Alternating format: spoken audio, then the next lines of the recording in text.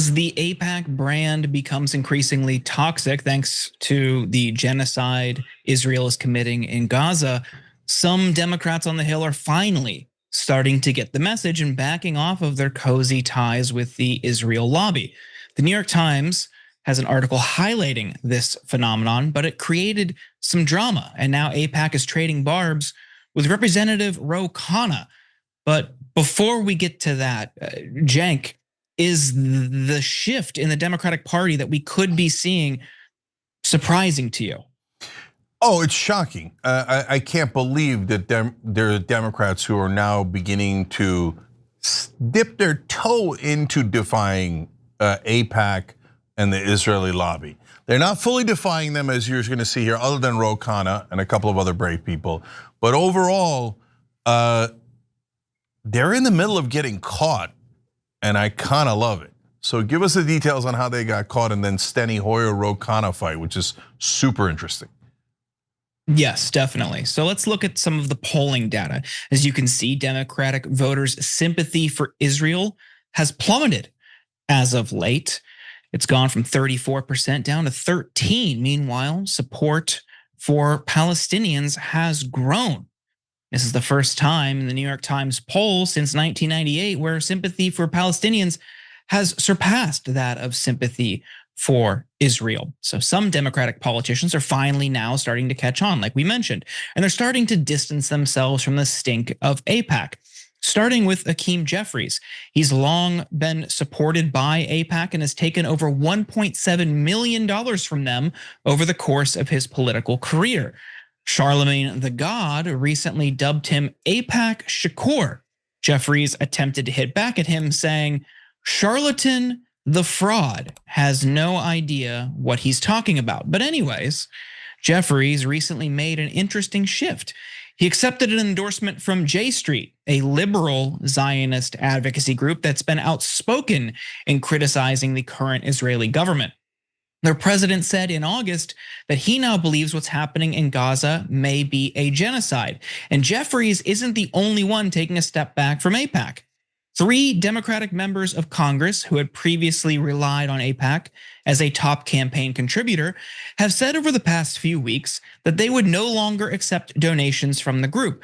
Representatives Morgan McGarvey of Kentucky, Deborah K. Ross of North Carolina, and Valerie P. Foushee of North Carolina. Then there's Representative Maxine Dexter. AIPAC poured over $1 million into her Democratic primary against Shulisa Jayapal, Pramila Jayapal's sister. Nonetheless, Dexter recently said the United States must halt the transfer of offensive weapons to Israel and ensure immediate, sufficient, and sustained humanitarian aid into Gaza. Democratic attendance at AIPAC's annual propaganda trip to Israel has also been dwindling. One Democrat who did attend this year and continues to defend Israel at every turn is Steny Hoyer. And we'll get to him in a second. But first, Cenk, some of these other ones, while backbenchers for most of them, or rank and file Democrats, are you encouraged even by Jeffries aligning a little bit more with J Street than AIPAC? I mean, God, it is microscopic movement, but it is movement. So first, let's note for the record that Hakeem Jeffries is so lame. Charlatan the fraud. No, don't do it. Don't do it. Don't try to go back and forth with Charlemagne or anyone else. You're just going to get humiliated, okay? AIPAC Shakur is like the greatest nickname of all time. And you're trying to come back with Charlatan the fraud? Please, please, don't embarrass yourself. Okay, he always does these silly things, right? You guys remember the picture that he put up with the bat? Like, oh, I'm ready for the Republicans. What are you gonna do with the bat, tough guy? What are you gonna do, use it? Gonna hit somebody with it? Are you even going to do anything to object to the Republicans? So please, please.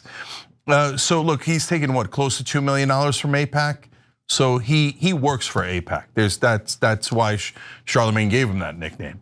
And so if you're a mainstream media reporter and you're the kind of idiot who thinks, oh no, politicians aren't affected by $2 million. Okay, I mean, go be a plumber or a dentist, do something useful with your life because you're obviously not a reporter. That's a ludicrous thing to say. So why were all of these Democrats before like tripping over themselves to, oh, I want to go to Israel, I want to go to Israel, I want to help Israel, I want to vote with Israel, oh yes, Israel, Israel, because they're getting bribed. Now it's legal bribes, it's campaign contributions, but also don't forget what happened to Nina Turner, who we're going to hear from in a second. They also, that's the carrots are the bribes and the trips and all that stuff. By the way, if you go to Israel and you're a US politician, do not do anything wrong in the hotel room. If you think the hotel room's not bugged, you're so unbelievably dumb. Okay, so anyways, and now we've got a situation where they're like, oh, okay, we'll just maybe start to tiptoe out of the room, and they're waiting for the genocide to be over, and then they'll rush back. Oh, give me the money, I'll do anything. But the thing they're most worried about is what happened to Nina, which is AIPAC then goes, oh, I didn't just give you 50,000, 150,000, 500,000. You defy me, and I'm going to spend 2 million, 4 million, 8 million against you. So, Nina, what do you think about this movement within the Democratic Party? And 20-something million against you, just ask Congressman Bowman. I mean, they definitely used Ohio 11th as the test case in 2021, well before October 7th. You could not, and Cenk, I've certainly shared with you and maybe some of the viewers of the types of calls that I got from Israel firsters threatening me, saying I had to disavow the squad. I wasn't even in Congress, trying to hold me responsible for what the squad had said or not said that they did not like. I mean, those were the kinds of threats that I got when I was running in 2021, only because I said that Palestinians should have self-determination, they should have rights, and that both peoples, both Israelis and Palestinians, should have safety and security. That was a bridge too far, and they absolutely told me that they were going to come at me with everything that they got. And even after my election, you see the leaders of the Democracy for Israel, or whatever the hell that name is, Cenk and Jordan, interview and say, yeah, we did this in Ohio 11th and we're coming to a neighborhood or a district near you. And that's exactly what they did. As far as a leader, Jeffries, he is absolute joke. All he cares about is being the next Speaker of the House. You know, these people get no credit. I'm glad, let me back up.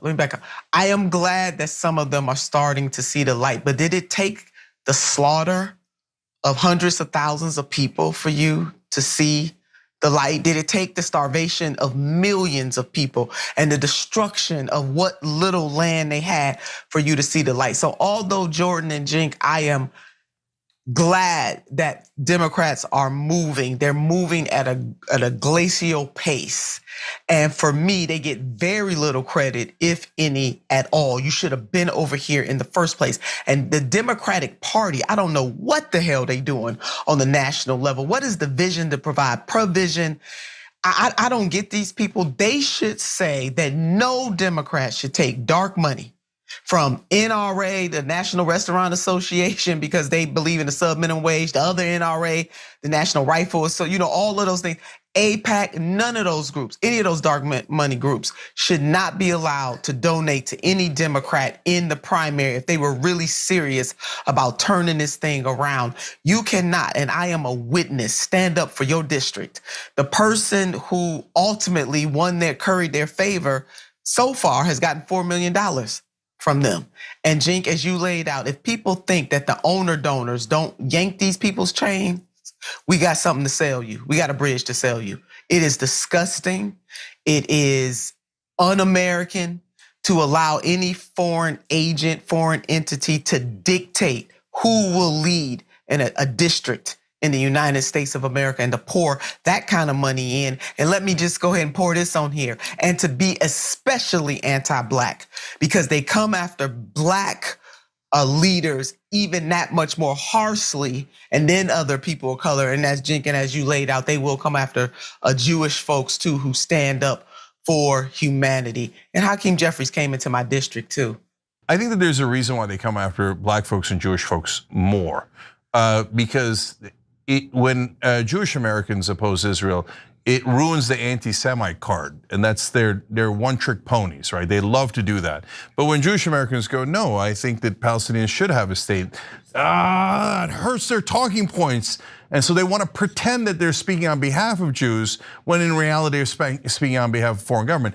And why do they come so much harder after Nina Turner, Jamal Bowman, Cori Bush? They spent more money on them than anyone else.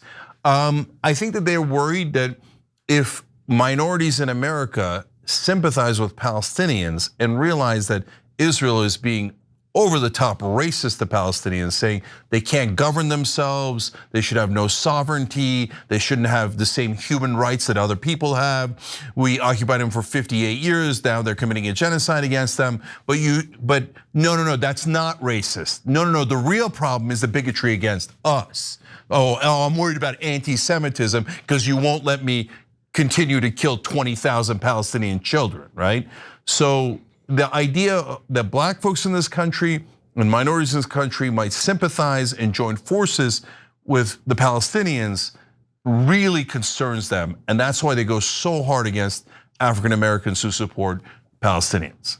Hard, and one more point, I do want to thank Jewish Voices for Peace, both national and also the Cleveland chapter. They were right by my side every step of the way. And I just thank them so much. They were such a bright light for me during both the special election of 21 and then the regular election cycle of 22. I think in this case with Jeffries, this J Street endorsement will probably play out different than we've seen in the past, simply because I think AIPAC and the pro-Israel lobby knows he's going to be on their side in the end. And like you pointed out, he's interested in becoming speaker, and they know deep down if he becomes speaker, they want to have a cozy. Everyone's going to want to have a cozy relationship with him because they need that access. But how it's played out in the past has been interesting. Like California 47, the primary last cycle, Dave Min versus Joanna Weiss to replace Katie Porter. Dave Min accepted an endorsement from J Street, and AIPAC, through their United Democracy Project, their independent expenditure group, spent over $4 million attacking him. He couldn't figure out why, other than he took that endorsement. So that shows how AIPAC operates. You have to align with them 100% or else they'll go after you. So how does that play out in cases like Steny Hoyer? Well, the New York Times article we've been citing brings up Steny Hoyer, who's one of the Democrats who has not gotten that message on AIPAC, and probably because he's taken over $1.8 million from them. In August, AIPAC posted this video of him during his trip to Israel. Take a look. I've been to Israel now 22 times. And we've just spent a week here. And what we found is, contrary to world opinion, Israel has been doing everything it possibly can to ensure that there's minimal damage to civilians who are not part of Hamas's army. Unfortunately, the world is not seeing that. And one of the things I've tried to tell the leadership in Israel, please get that message out, because the world has got a view that I don't think is accurate. I think the Israelis have responded with a resolve and courage that is an example to the world. Maybe people think that because Israel has killed tens of thousands of civilians, but Representative Ro Khanna responded to those comments last night, writing, Steny Hoyer, your comments are why our base thinks Democratic leaders are out of touch. It's hard because I like you, but the old guard is why our numbers are in the tank. It's time to be bold and speak this blunt truth, and for a new generation to lead a rebirth of our party. Then AIPAC attacked Khanna directly, tweeting, says it's all about his policies. At Ro Khanna is mad his colleague got the facts firsthand. Here's another inconvenient fact for Representative Ro Khanna. He hasn't taken a single action that has increased the pressure on Hamas to free the hostages and surrender power. Why not?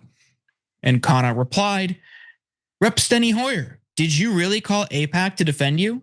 And you wonder why the majority of Democrats are fed up with our leaders and are done with the status quo. Step aside and make way for new leaders. AIPAC responded again, saying facts really undermine his push for the US to adopt policies celebrated by Hamas. Cenk, they've played the Hamas card. I guess the debate is over. Yeah. Hey, note to AIPAC, we don't give a damn about your stupid smears. Oh, he's Hamas, he's a terrorist, he's an anti-Semite. That boy cried wolf so many times. No one believes you, you bunch of losers. You're pathetic in your attempt to buy our Congress. But only people more pathetic are people like Steny Hoyer. What was that? That looked like a hostage video. But I'm sure he does it voluntarily because he's been groveling to Israel his entire career. Why? Yeah, when you get $1.8 million, you work for the person who gave you $1.8 million. This is not complicated. You'd have to be a brain dead national media reporter to go, oh no, I bet he's doing it because he thinks Israel really is a model for the rest of the world. They should all genocide a different race that's right next to them. They should keep them occupied as hostages and servants for 58 years. They should take their land. They should starve their children to death. What a great model. I bet Steny Hoyer really believes that. In fact, I'm a little surprised that the New York Times even wrote this article. Oh yeah, amen to that. Yeah, and you, man, I'm big ups to Congressman Ro Khanna for pushing back on these people. You know, even Congresswoman Marjorie Taylor Greene, I got to give it to her, Cenk. I'm telling you, Cenk, Jordan, I never thought I'd see the day. But MJ, she and I, we agreeing on two things: that Epstein list and how the Israel lobby is really, has taken over our government and just fighting back. You got all that money for war, but yet people in this country are suffering.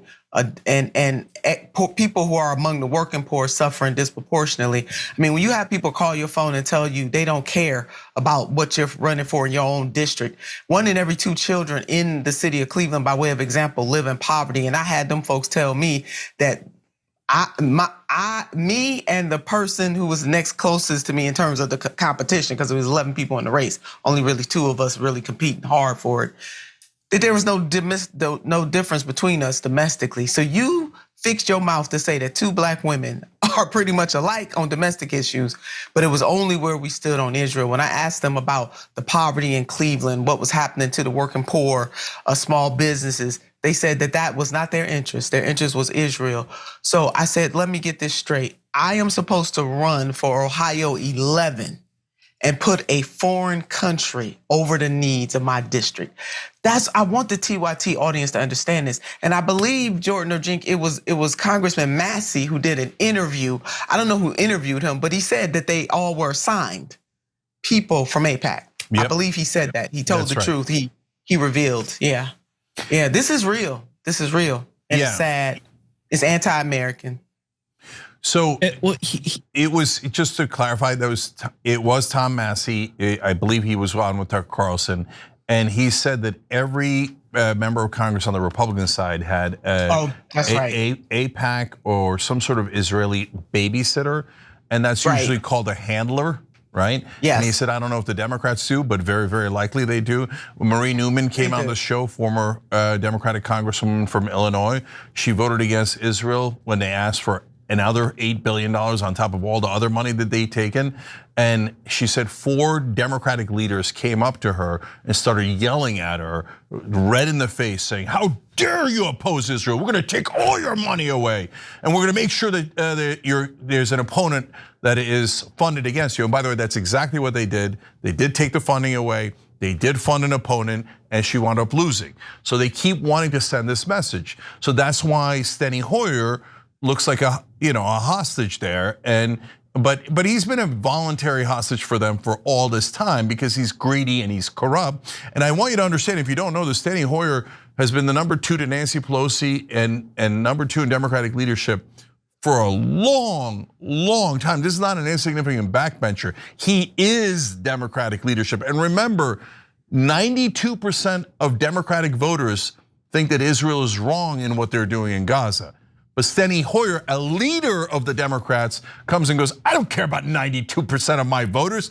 Israel, where's the money? AIPAC sent me the money. So I can't stand corrupt US politicians like that who sell us out. They sell out the Democratic Party, they sell out Democratic voters, they sell out this country for campaign contributions and so they could retain their power. He sickens me. But guys, good news. There's at least one guy right now in Congress, Ro Khanna, who's fighting back. Him calling out Steny Hoyer is not a little thing in Democratic politics. That is gigantic, that he had the courage to do that, because you will get attacked full force from not just politicians, but also from the media. And Jordan, let's also note for the record that Steny Hoyer then went and ran to mommy and cried and said, AIPAC, help me, can you attack Ro Khanna for me? So that's a classic cheesy, corrupt politician move.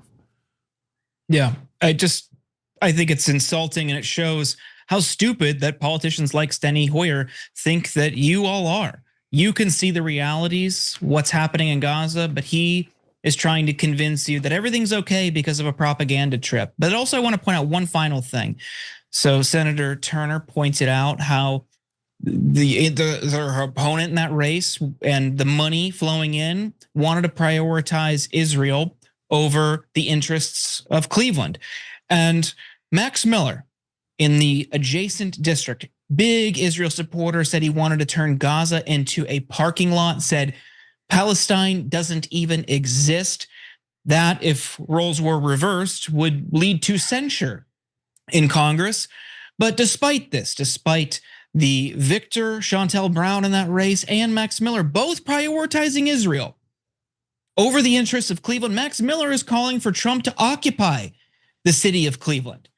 So maybe if they had somebody like Senator Turner in there representing the district, putting the interests of people of Cleveland and all of these other districts first, where you have people who aren't going to put Israel first, they're going to put their own constituents first, maybe we wouldn't be in this situation where you're having the economic conditions, where you're having all of these different existential crises affecting people being exploited by an authoritarian leader and an authoritarian government for these crackdowns. You'd be a lot better off if you had somebody who wasn't worried about another country in there fighting back against those attacks from people like Max Miller. Every time you ring the bell below, an angel gets his wings. Totally not true, but it does keep you updated on our live shows.